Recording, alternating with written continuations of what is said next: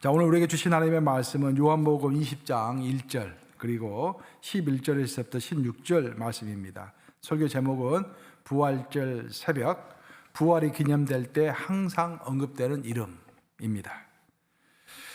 안식 후 첫날 일찍이 아직 어두울 때에 막달라 마리아가 무덤에 와서 돌이 무덤에서 옮겨진 것을 보고 마리아는 무덤 밖에 서서 울고 있더니 울면서 구부려 무덤 안을 들여다보니 흰옷 입은 두 천사가 예수의 시체 뉘었던 곳에 하나는 머리편에 하나는 발편에 앉았더라. 천사들이 이르되 여자여 어찌하여 우느냐 이르되 사람들이 내 주님을 옮겨다가 어디 두었는지 내가 알지 못함이니이다. 이 말을 하고 뒤로 돌이켜 예수께서 서 계신 곳을 보았으나 예수이신 줄은 알지 못하더라. 자, 15절과 16절 합독합니다. 시작.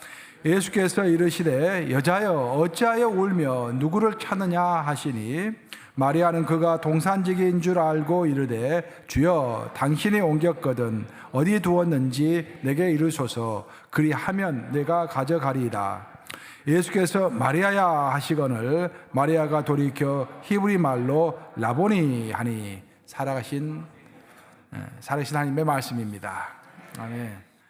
자, 오늘은 주제가 부활이 선포되는 곳에 항상 기억되는 이름이 있는데 이제 그 사람의 이름이 막달라 마리아입니다. 왜 그의 이름이 부활이 선포되는 곳에 지난 2000년 동안 또 앞으로도 우리 예수 그리스도 재림하시는 그날까지 계속해서 그 이름이 언급이 될까, 그 이유를 살펴보면서 함께 은혜를 나누고자 합니다. 우리 인간이 어떤 사람들로부터 기억된다라는 것은 굉장히 기쁘고 감격스러운 것입니다. 제가 얼마 전에 제가 잘 아시는 우리 은퇴하신 목사님, 원로 목사님한테 전화를 드렸더니 아니 강 목사 왜 이렇게 오랜만에 전화했어? 나 강 목사 항상 생각하면서 기도하고 있어. 알고 있어? 그렇게 이야기하더라고요. 그래서 목사님이 홀로 외롭게 계시지만 또 나이가 90 넘으셨으니까 힘드시지만 나를 항상 기억하고 기도해 주시는구나 생각하니까 가슴이 뜨거워요. 이렇게.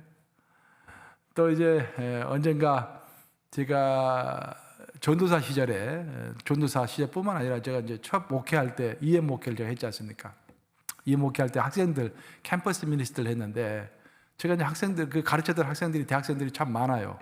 그때 에일대학교에서 제가 사역을 했는데 그때 이제 그 학생들 중에 졸업하면은 다 떠나죠, 이제. 그러니까 한 4년 저랑 같이 있다가 졸업하면 또 다 떠나는 거예요, 이제. 캠퍼스 미니스트리는 그런 것입니다.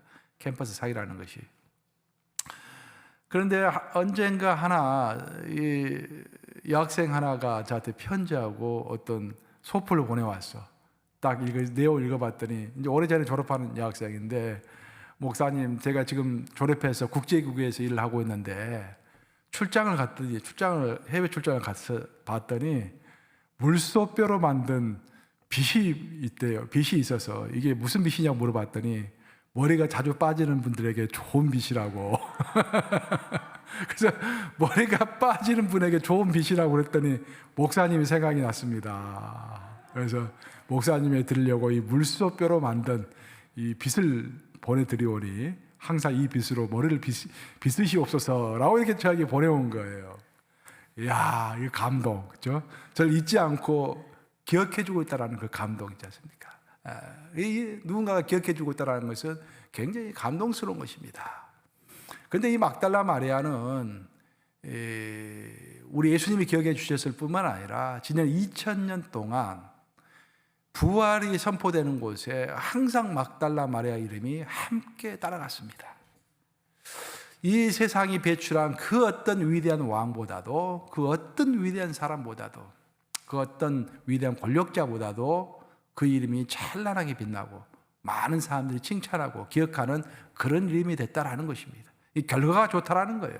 이 사람의 인생은 과정도 중요하지만요, 결과가 중요합니다. 특히 우리 크리스찬들에게는 결과가 중요합니다. 왜냐하면 우리 예수님은 우리의 뭘 보고 평가하십니까?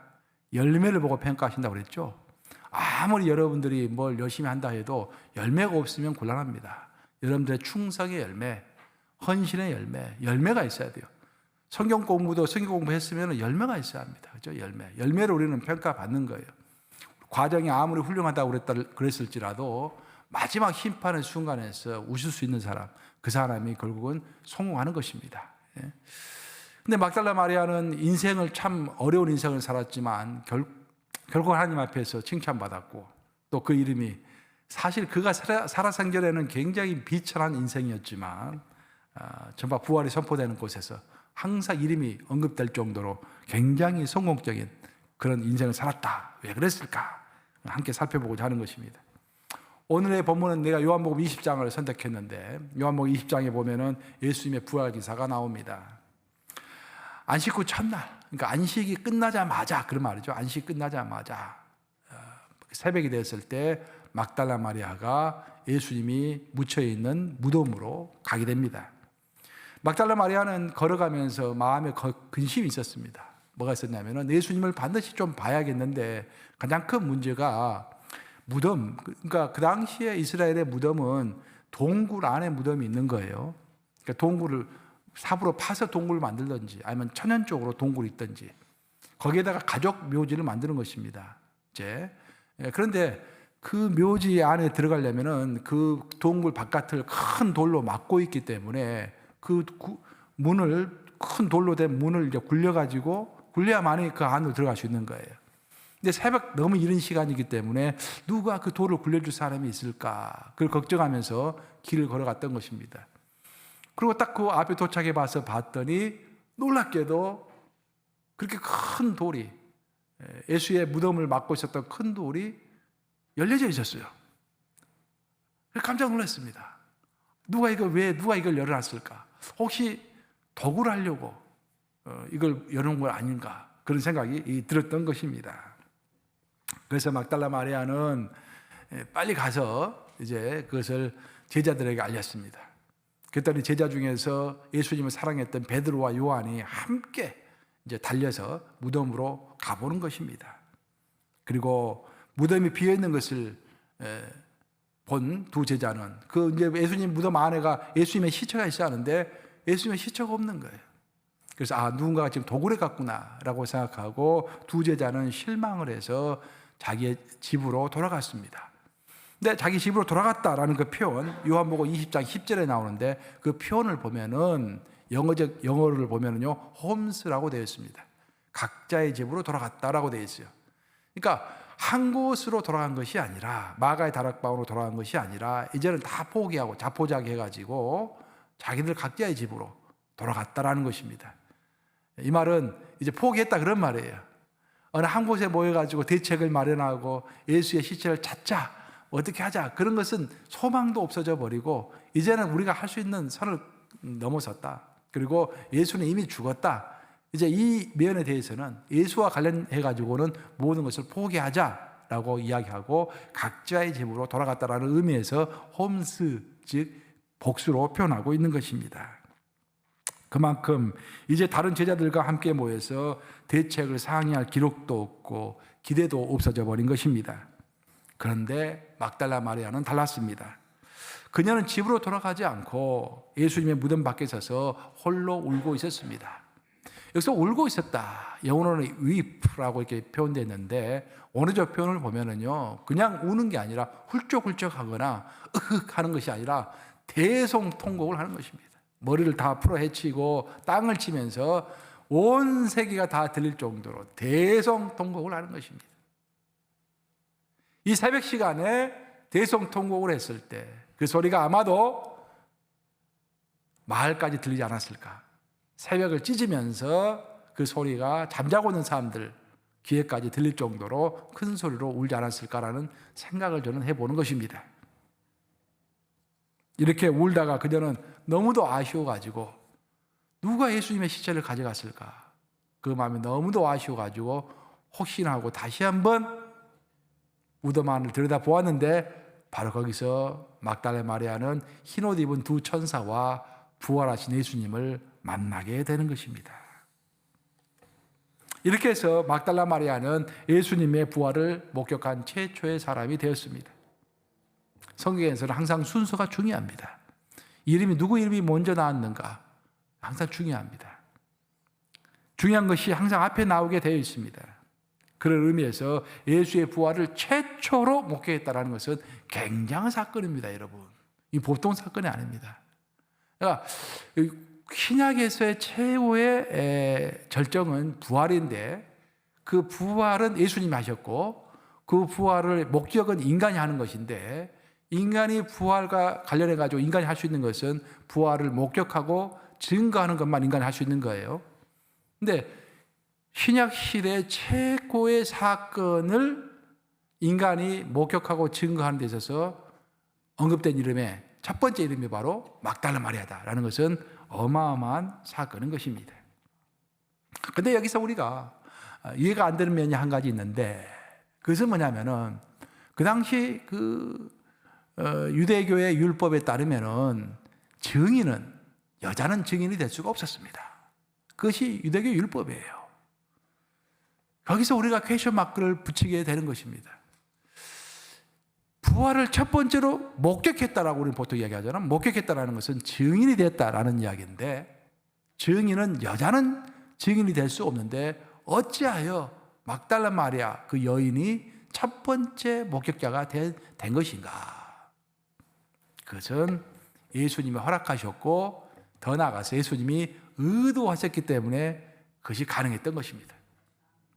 만약 예수님이 막달라 마리아가 부활의 증인이 되기 합당하지 않다라고 생각했다고 한다면은, 막달라 마리아가 아무리 울고 큰 소리 치고 있었다고 할지라도 예수님이 부활의 모습을 보여주지 않으셨겠죠.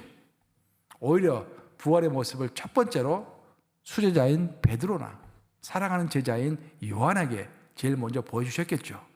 만약에 예수님이 부활의 모습을 수제자인 베드로나 본인이 정말로 사랑하는 요한에게 먼저 보여주셨다고 한다면은, 이제 성경은, 또 모든 사람들은 베드로와 요한의 이름을 언급하면서 부활의 첫 번째 목격자라고 이야기했을 것입니다. 그런데 예수님은 그렇게 생각하지 않으셨어요. 막달라 마리아로 하여금 첫 번째 부활의 증인이 될 수 있도록 막달라 마리아를 꼭 집어서 막달라 마리아에게 최초로 나타나신 것입니다. 그럼 왜 그러셨을까? 바로 여기에 큰 영적 교훈이 있는 것입니다. 예수님을 장사하던 그날은 유대인의 안식일 바로 전날이었습니다.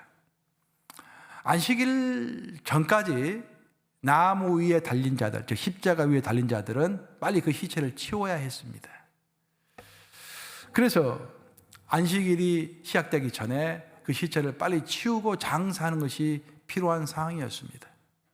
안식일 하면은 금요일 날 해가 질 때부터 안식일이 시작되는 것입니다. 근데 예수님은 오후 3시에 돌아가셨죠? 금요일 오후 3시에. 그래서 사실은 성기묘 예배를 오후 3시에 드려야 하는데, 오후 3시에 드리면은 우리 사역자들밖에 나올 사람이 없어요. 다 직장이 있기 때문에. 그래서 성금요일 원래 이렇게 일을 하지 않는 거예요. 미국에서도 공식 기관에서는 성금요일 날 일을 하지 않잖아요. 오후 3시에 예배를 드리라고 그러는 것입니다. 근데 보통 오후 3시에 다 사람들이 쇼핑하고 그런 것 같아 보니까. 그래서 나오지 않고. 그래서 우리가 좀 알고 있어야 돼요. 오후 3시에 예수님께서 돌아가셨어요. 근데 오후 3시에부터 해가 질 때까지 한 7시라고, 해가 보통 7시에 진다 할지라도, 좀 해가 길어가지고 7시에 진다고 할지라도 4시간 정도밖에 시간이 없는 것입니다. 특별히 더 중요한 것은 뭐냐면, 아리마대 요셉이 빌라도에게 찾아가가지고 이 시체를 나에게 달라, 내가 장사하겠다라고 요청했고, 그래서 허락받는 시간이 또 필요했습니다. 또 얼마나 시간이 오래 걸리겠어요. 그러니까 빌라도가 있는 그 관청까지 가가지고 빌라도를 만나가지고 사정하고, 그 시간도 한두 시간이 지났을 거 아닙니까? 그럼 예수님의 시체를 이렇게 가다 놓을 수 있는 시간이 한두 시간밖에 남지 않은 거예요. 그 짧은 시간에 예수님의 시체가 아주 갈갈이 찢겨졌지 않습니까? 못 자고, 창으로 찔리기도 하시고, 또 이렇게 채찍으로 맞기도 하시고, 가시관으로 쓰기도 하시고, 피가 온 범벅이 되어 있습니다. 피와 먼지와 땀이 범벅이 되는 그 몸이에요. 그래서 빨리 씻어내고, 더 이제 니고데모가 100근이나 되는 그 향을 이렇게 이제 향료를 들었지 않습니까? 그 향료를 또 이렇게 너무 많아요. 100근이면 굉장히 많습니다. 그래서 이렇게 골고루 또 뿌리고 세마포로 시체를 감고 하는 시간이 너무 촉박했던 것입니다.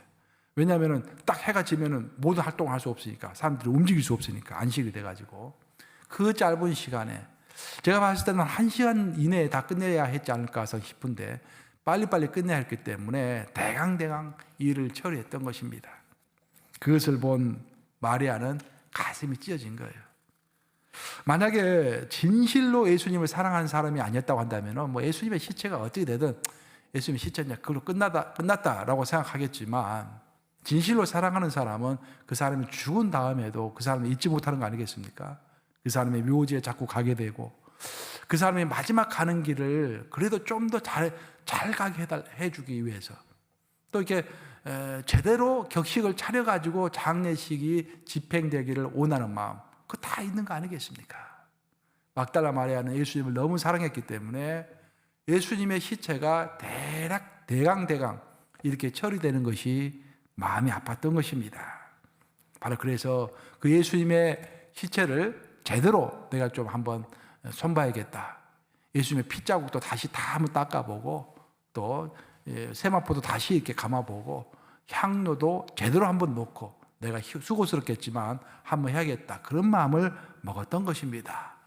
그러면서 오늘의 본문 1절은 이렇게 시작을 하죠. 오늘 본문 1절 한번 읽어보겠습니다. 요한복음 20장 1절 시작. 안식 후 첫날 일찍이 아직 어두울 때 막달라 마리아가 무덤에 와서 돌이 무덤에서 옮겨진 것을 보고, 마리아는 아침 일찍이 너무 일어서 아직 어두운 때에 예수님의 무덤을 찾아간 것입니다.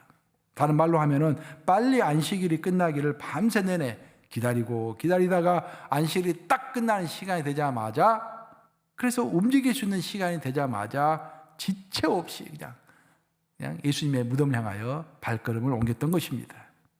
왜 이렇게 기다리고 밤을 기다리다가 새벽 미명에 아직 해가 뜨기도 전에 안식일이 끝나자마자 발걸음을 옮겼을까요? 그 이유는 간단합니다. 예수님을 사랑했기 때문입니다. 그녀는 그곳에 가서 다시 예수의 시체를 닦고 격식을 차려서 수의를 잘 입히고 싶었습니다. 물론 12제자들도 예수님을 사랑했죠. 하지만 그들은 예수님이 십자가에서 죽자 모든 것을 포기했습니다. 예수님이 십자가에서 돌아가실 때 본인들도 그 사건에 엮일 것을 우려해가지고 멀리 도망했을 뿐만 아니라 예수님이 십자가에서 돌아가시자 이제 모든 것이 끝났다. 한 사람의 죽음으로 인해서 모든 것이 끝났다라고 생각했던 것입니다. 그런데 막달라 마리아는 죽은 예수, 소망이 없어져 버린 예수, 그 어떤 것도 이제는 베풀어 줄 수 없는 예수, 아니 어떤 예수도 살아있어야 기적도 베풀고 빵도 주고 마실 것도 줄 수 있을 거 아니겠습니까? 이제 죽어버렸으니까 아무 소망이 없을 뿐만 아니라 나에게 베풀어 줄 수 있는 것이 아무것도 없는 거예요. 예수가 죽었기 때문에. 그런 나에게 아무것도 베풀어 줄 수 없는 예수, 소망이 없어져 버린 예수, 죽은 예수조차도 진정 사랑했던 사람이 막달라 마리아인 것입니다.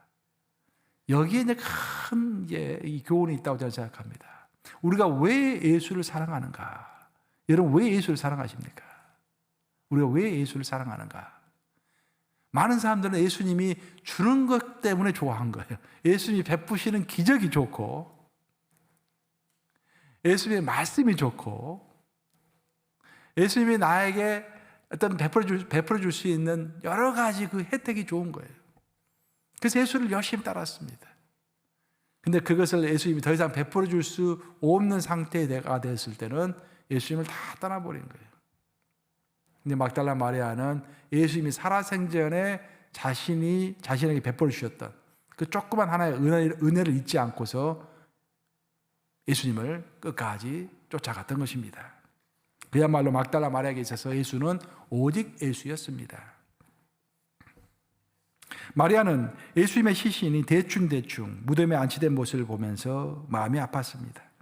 비록 죽은 시신이라도 정성껏 모시고 싶은 마음이 간절했습니다. 피도 제대로 닦지 못하고 수의도 제대로 입히지 못한 채 급하게 무덤에 넣는 모습을 보고서 아마도 이렇게 생각한 것 같습니다. 안식일이 지나면은 향을 준비해 가지고 와서 다시 내가 손을 봐야겠다. 바로 이런 정성과 이런 사랑을 우리 예수님이 다 아신 것입니다. 우리 예수님은 모든 것을 아시는 분이시죠. 우리의 마음의 중심을 아시는 분이시죠. 그래서 이런 막달라 마리아에게 그의 마음의 중심을 보고서 우리 예수님이 최초로 나타나 주신 것입니다. 여기서 드러나는 막달라 마리아의 특징은 처음 예수께 드렸던 사랑과 충성을 예수님이 돌아가신 후에도 여전히 동일하게 끝까지 사랑과 충성을 드렸다라는 것입니다. 동일하게 끝까지 드렸다라는 말이 중요할 줄로 믿습니다. 예수님께서 말씀하시잖아요. 에베소 교회에게 너가 첫사랑을 회복해라. 내가 다른 건 다 열심히 하고 다 좋은데 너가 첫사랑을 잃어버렸다. 이 부활절이야 이 새벽의 아침에 우리가 정말 돌아봐야 할 것은 내가 언제 뜨겁게 예수님을 사랑했던가. 근데 어떤 사람은 뜨겁게 예수님을 사랑했던 경험조차 없는 사람이 있어요. 그럼 곤란합니다, 여러분. 그러면 여러분의 인생을 낭비하고 있는 거예요. 이 새벽에 나와서 예배드리고 또 교회와 관련해가지고 얼마나 많은 활동을 하고 얼마나 또 여러분들이 성경을 읽고 그렇습니까? 그럼에도 불구하고 예수님을 뜨겁게 사랑해 본 경험이 없다고 한다면 큰 문제인 것입니다. 뜨겁게 사랑할 수 있도록 성령께 기도해야 할 줄로 믿습니다. 성령 하나님, 예수님을 뜨겁게 사랑할 수 있도록 도와주세요. 뜨겁게 사랑해 본 적이 없습니다. 그러니까 우리 성령님에게는 모든 것을 우리가 고백할 수 있는 거예요. 그래서 성령님에게 모든 고백하면서 내 약점을 고백하면서 기도할 수 있기 때문에 예수님을 뜨겁게 사랑하게 해주세요 라고 기도하시고, 또 대부분의 사람들은 뜨겁게 예수님을 사랑했던 경험이 있죠. 저도 아주 뜨겁게 사랑을 했어요. 제가 1999년에 여름에 예수님을 너무 사랑한 마음에 너무 가슴이 막 벅차올라가지고 들판에 가서 기도하는데, 통성으로 기도하는데 아무도 없는 곳에서 들판에서 여름에, 그때 예수님이 다른 기도 시키지 않으셨어요. 딱 두 마디만 하게 만드시더라고요. 어떤 때는 기도가 이렇게 사로잡혀서 기도하기 때문에 내가 하고 싶은 기도가 나오지는 않습니다. 내가 어떤 말이 딱 특정한 말만 나오게 되어 있어요. 기도할 때 제 입에서는 주님 사랑합니다. 내가 죽는 그날까지 주님을 위해서 일하다가 죽겠습니다. 이 두 마디 말만 계속 나오는 거예요. 30분이 됐는지 1시간이 됐는지, 그리고 계속 눈에서 눈물이 막 엉엉 막 나오는 거예요. 들판에 아무도 없기 때문에 또 엉엉 울었죠. 기도했죠. 그리고 이제 마음이 후련한 상태에서 돌아오는데, 그때 I called you as a full-time minister, 영어로 이제 말씀하셨어요. 그 당시 제가 영어를 많이 생각하고 있어서 그랬는지 몰라도 두 번 말씀하셨어요. 그러니까 나를 영음이라고 그러죠. 그게 이제 예수님의 부름의 첫 번째 시작이었습니다. 그러고 나서 이제 그 다음부터 내가 믿을 수 없다라고 했더니 계속해서 여러 가지 꿈으로 보여주시고 환상으로 보여주시고 애언도 하시고, 그 한 3년 기간이 지나면서 내가 목회자로 갈 수밖에 없겠구나라고 이제 제가 드디어 목회자가 되기로 결심을 한 거죠. 3년 시간이 지나면서 우리 모두에게는 이렇게 예수님을 사랑했던 뜨거운 첫사랑이 있습니다. 그 첫사랑을 끝까지 갖고 있는 사람이 누구인가? 바로 그 사람에게 예수님께서는 부활의 모습을 보여주는 것이죠. 제자들과 막달라 마리아의 큰 차이는, 제자들은 예수님이 십자가에서 돌아가셨을 때 예수님을 다 피하고 흩어졌지만, 그 첫사랑을 기억하지 못했지만, 막달라 마리아는 가장 최악의 순간에도 예수를 향한 첫사랑을 그대로 기억하고 그 첫사랑 그대로 예수님에게 헌신했다라는 것입니다. 막달라 마리아는 원래 7 귀신 들린 여인이었죠. 그녀는 영적으로 정신적으로 매우 심각한 상태에 있었던, 그야말로 영과 혼과 육이 썩어버린 그런 여인이었습니다. 세상에서는 소망이 없었던 여인이었습니다. 이런 여인에게 예수님이 다가와서 영혼, 육의 구원을 베풀어 주었을 때 그녀는 너무 감동했습니다. 아마 이 막달라 마리아가 가장 감동을 받았던 것은 뭐냐면은, 다른 사람들은 그 여자를, 막달라 마리아를 사람 취급하지 않았어요. 미친 사람이라고 이야기하면서 사람 취급을 하지 않았습니다. 근데 예수님은 최초로 막달라 마리아를 사람 취급하시고 그의 손에 손을 얹으시고 치유해 주셨습니다. 그렇죠? 그때 큰 감동을 받은 거예요. 인간이 인간으로서 취급을 받을 때 가장 큰 감동이 있지 않습니까? 그래서 그녀는 예수님을 따르기 시작했는데, 많은 어려운 가운데서도 예수님을 적극적으로 따르기를 중단하지 않았습니다.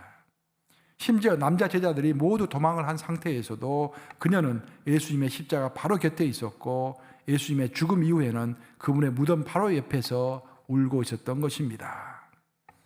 이 세상에서 이렇게 소망이 없었던 한 사람이 빛 대신 예수님께 감사를 표현하고 끝까지 충성했을 때 예수님이 그녀에게 베풀어 주신 은혜는 너무도 놀라운 것이었습니다. 저는 그런 생각을 좀 해봐요. 많은 경우 왜 우리 성도들이 많은 축복을 받지 못할까? 우리 성도들뿐만 아니라 보통 사람들이 큰 축복을 받지 못할까? 그런 생각을 좀 해봅니다. 내가 완벽한 충성, 끝없는 충성, 그 충성을 예수님께 드릴까 말까 항상 그래요. 예수님도 축복을 줄까 말까 하니까 올 듯 하면서도 축복이 안 오는 거예요, 이게. 제가 우스갯소리로 이야기하지만 진짜 맞습니다, 여러분들. 진짜 맞아요. 정말로 내가 내 온 인생을 바칠 수 있는 주인을 찾는 것이 인생의 행복입니다, 여러분. 인생의 행복인 거예요. 누군가 내가 뭔가인가 내 온 인생을 투자할 수 있다고 한다면 그 사람이 행복한 사람인 거예요, 그 사람이. 많은 사람들은 자기 인생을 전부 다 투자할 수 있는 어떤 그 대상을 찾지 못한 것입니다. 그래서 전부 투자할 수 있는 대상을 찾는 사람이 행복한 거예요. 저는 신앙도 마찬가지로 생각합니다. 교회를 살아가려면 화끈하게 사랑해야 돼요. 내 모든 것을 바쳐서. 그게 행복인 거예요, 그게. 근데 예수님도 우리가 내 모든 것을 바쳐서 사랑할 수 있는 존재는 이미 우리가 알고 있어요. 예수님에게 우리가 그렇게 해야 하는 것입니다.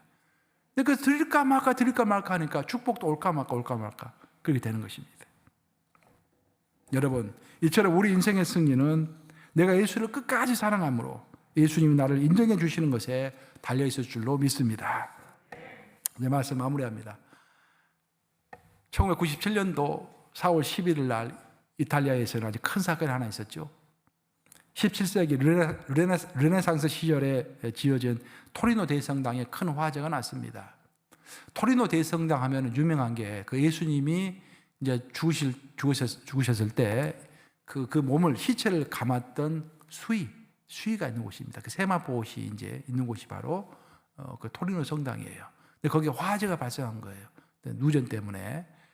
그래서 온 세계가 이제 관심이 집중된 것입니다. 그랬을 때 그 소방관들이 그 화염에 타고 있는 그 불길 속을 들어가가지고요, 도끼를 들고 가가지고 그 예수님의 수위가 3중 방탄 유리로 이렇게 이제 돼 있었는데 그걸 다 깨고서 그 수위를 빼앗고 온 거예요. 그랬더니 그 신자들이 그 토리노 성당 바깥에서 막 울고 환호하고 이제 그 찾아오니까 너무 기뻐했던 것입니다. 보통 이제 어떤 설문조사를 프랑스의 어떤 한 잡지사에서 이제 어떤 유명인들을 상대로 이렇게 조사를 했는데, 만약 인류가 곧바로 곧 있어 멸망한다고 한다면, 얼마 있지 않아서 멸망을 한다고 한다면은 제일 먼저 건져내야 할 인류의 보물이 무엇인가라고 물어봤을 때 2등을 한 것이 미로의 비너스상입니다. 미로의 비너스상 아시죠? 미로 비너스상을 구출해야 한다. 그것이 2등이에요, 2등. 1등은 뭐냐? 가장 중요한 것이 뭐냐? 인류가 가지고 있는 보물 중에서 최고의 보물은 뭐냐? 그게 바로 토리노 성당에 있는 예수님의 수입니다. 그 정도 중요하게 여겨요.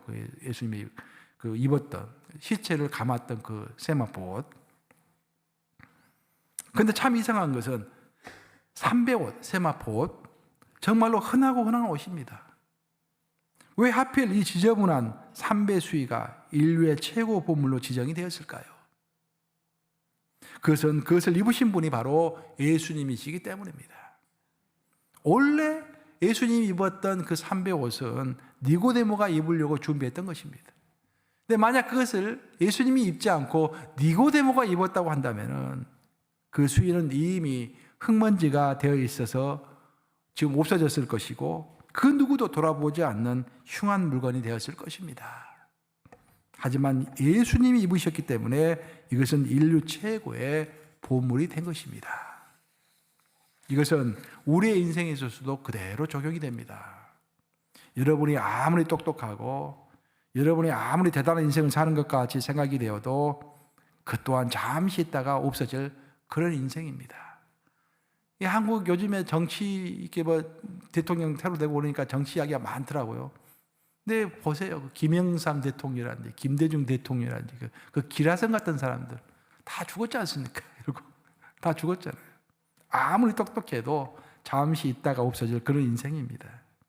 그런데 그 인생이 예수님이 사용하시는 인생, 예수님이 붙잡는 인생이 되면은 그 인생은 인류 최고의 인생이 되는 것입니다. 이처럼 누가 입었는가, 누가 사용했는가, 그것은 너무도 중요한 것입니다. 똑같은 컵이라고 할지라도 예수님이 입을 댄 컵은 다른 것이죠. 막달라 마리아는 정말 아무것도 아닌 이 세상에서 가장 하찮은 여인이었습니다. 귀신 들리고 가족도 없었습니다.